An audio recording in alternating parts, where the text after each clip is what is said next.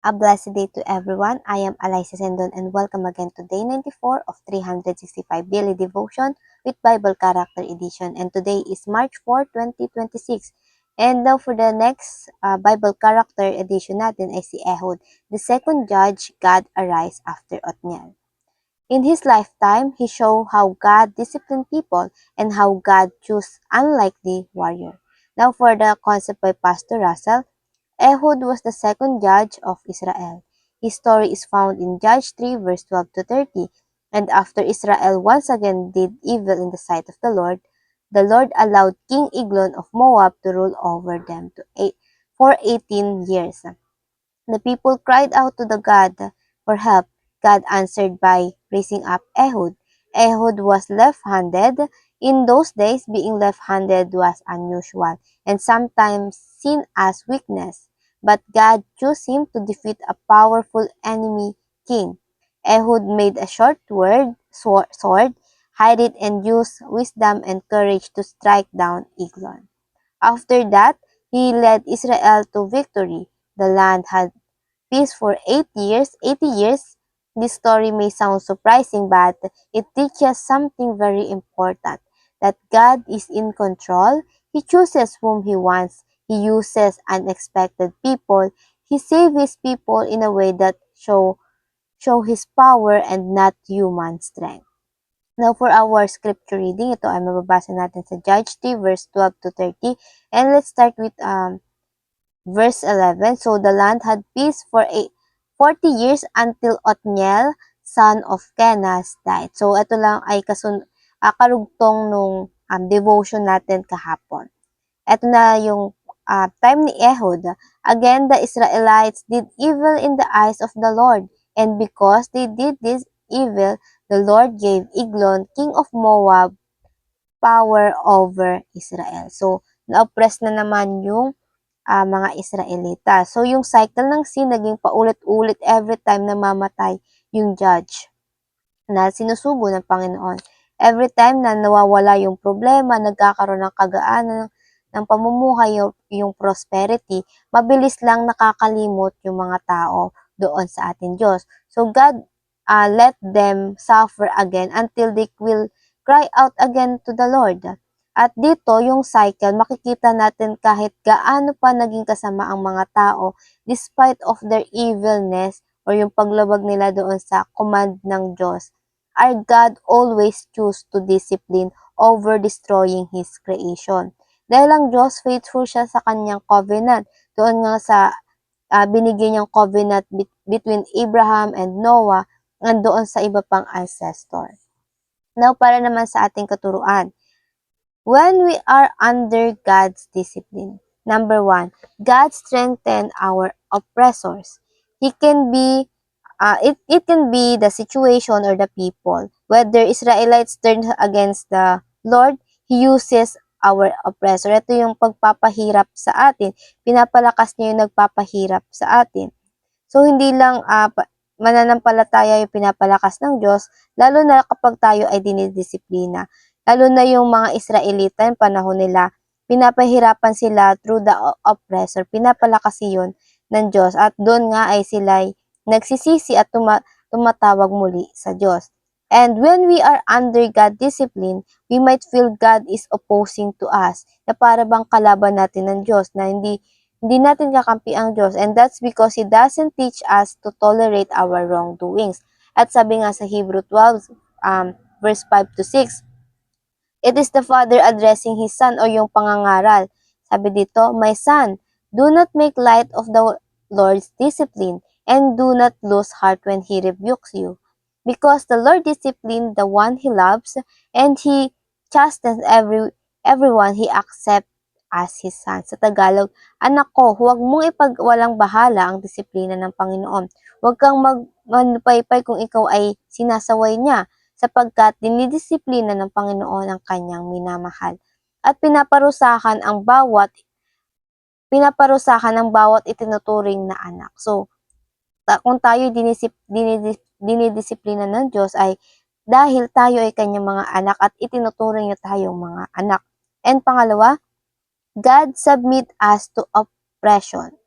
So, lahat tayo ay dadanas ng paghihirap every time na we are doing the things that against to the Lord.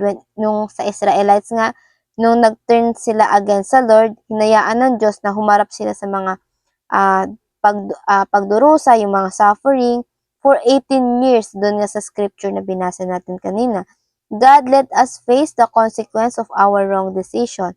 Like for instance, yung mga sakit, yung mga failure, or yung paghihirap nating dinaranasan ngayon sa ating mga buhay. Just think about it na dinidisiplina lang tayo ng Diyos at yung pamilya rin natin sa ating mga ginagawa. At again, dapat nagiging matalino tayo, wais tayo sa paggawa ng decision dahil again, hindi lang naman tayo yung naapektuhan, kundi yung pamilya natin and even yung generation na susunod sa atin. And pangatlo, God rescue us upon repentance. So, ang Panginoon, hindi siya bulag, hindi siya nag-i-ignore ng kanyang mga anak, God peoples. So, ang Diyos siya ay nagdadala sa atin ng oppressors, sa ating mga buhay for us to be disciplined and called out to Him para tawagin natin siyang muli, maalala natin siyang muli. God only want us to repent and He is slow to anger. Pasensyoso ang Diyos, but never siyang konsentidor. Pero sa oras na tayo ay tumawag na sa Kanya, God never ignore us nor abandon us.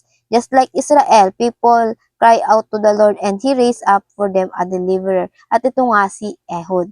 At si Ehud, yung characteristic niya, parang kung titingnan natin, he is showing a weakness o weak characteristic dahil nga panahon na yon ay yung family niya, yung clan niya ay parang nasa list and then yung body niya, like, yung meron siya ngayon ay yung katulad nga nung kamay niya ay left-handed siya and that show weaknesses in their time. And ayun, naging matalino si Ehud kung paano niya iisahan itong king ng Eglon para matalo. And application, paano ba natin ito maya-apply sa ating mga buhay? Number 1, repent early and quickly. Being Christian is not about being sinless person. It is about how quickly you repent for doing a sin. Everyday tayo nagkakasala. Kasi hindi naman natin magagawa maging sinless person talaga na walang pagkakasala, walang bahid ng pagkakasala. Even for a day, hindi natin magagawa yon. Kung baga, nature na natin kasi itong pagkakasala, itong sin natin while we are living here in the flesh. But we can resist to sin more through the Holy Spirit freeing power. And pangalawa, be humble in accepting God's discipline. Magpakumbaba tayo kapag tayo idinidisiplina ng Diyos. Sometimes God uses other people, either your parents, na nagko-correct sa atin. And we must be humble. Isipin mo yung taong nagko-correct sa'yo ay ginamit lamang ng Diyos para i-lower yung pride natin. Kasi itong pride natin, madalas yung nagiging dahilan nito para hindi natin makita yung kagandahan ng pagdidisiplina, yung feeling natin pinaparusahan na lang tayo or minamali lang tayo ng ibang tao. That's so be humble always in accepting God discipline. Hayaan mong i-observe mo na minsan tama rin ang iba na pinagsasabihan ka or minsan tama rin na i-observe natin na nagkamali rin tayo sa ating mga gawa. And pangatlo, remain under God's blessing and protection. Manatili tayo sa Diyos. When you are under His discipline now, then embrace it. Yakapin natin and be humble in accepting and remain under His blessing and protection. He-discipline niyo because hindi tayo maaring lumakad kasama siya nang bit-bit pa natin yung mga pagkakasala natin. We cannot serve Him while serving others too.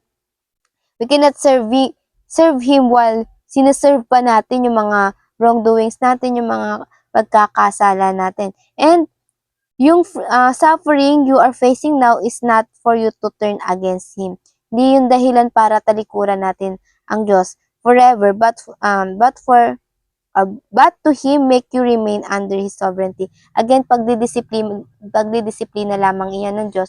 At hindi yan dahilan para tuluyan tayong lumayo sa Diyos. Bagkus dapat maging dahilan ito para mas maalala natin ng Diyos, maalala natin gusto niya tayong magsisi sa ating mga pagkakamali. And now for our reflection, what is the right attitude when God discipline? Ayun po yung pagnilay-nilayan natin ngayong araw. And before we finally end, let's have a closing prayer. And let's pray. Our Father in heaven, we thank you and we glorify you for today's devotion, Panginoon, na muli ay pinarinig mo sa amin ang iyong mga salita. Panginoon, salamat at pinapaalalahanan mo kami, Panginoon, na minsan, Panginoon, sa aming mga puso ay nagiging matigas kami, Panginoon. Bagamat ganun kami, Panginoon, salamat at pinapatawad niyo kami, Panginoon. Ginaguide niyo kami at kinokorek niyo kami, Panginoon. Panginoon, palagi niyo po sana kami bigyan ng pusong mapagpakumbaba, Panginoon, kung paano nagpakumbaba sa amin si Jesus Christ, Lord, na sa kabila ng aming mga pagkakasala, Panginoon. Lord, help us not to drifting away from you, Lord God, bagkus mas lalo pa po kaming mapalapit sa inyo, Panginoon. At hindi namin ito magagawa lang sa sarili lang namin, Panginoon. Kaya humihingi kami ng gabay through the Holy Spirit, Lord God, na kayo nawa ang siyang palaging mag-a-align sa amin, Panginoon, every time we walking away from you, Lord God. At ayun lamang po, Panginoon, manguna ka nawa sa aming daraanan, magliwanag ka, Panginoon, at dakilain ng bawat tao sa aming buhay, Panginoon. We want to know you more each day, Lord God. And yun lang po, in Jesus' name we pray, amen and amen and amen. At ayun lang po, I hope marami tayong natutunan at matututunan pa. See you again tomorrow for our devotion, and I pray na sama-sama sana tayong lumago para sa ating Panginoon. See you again tomorrow. Have a nice day ahead and God bless.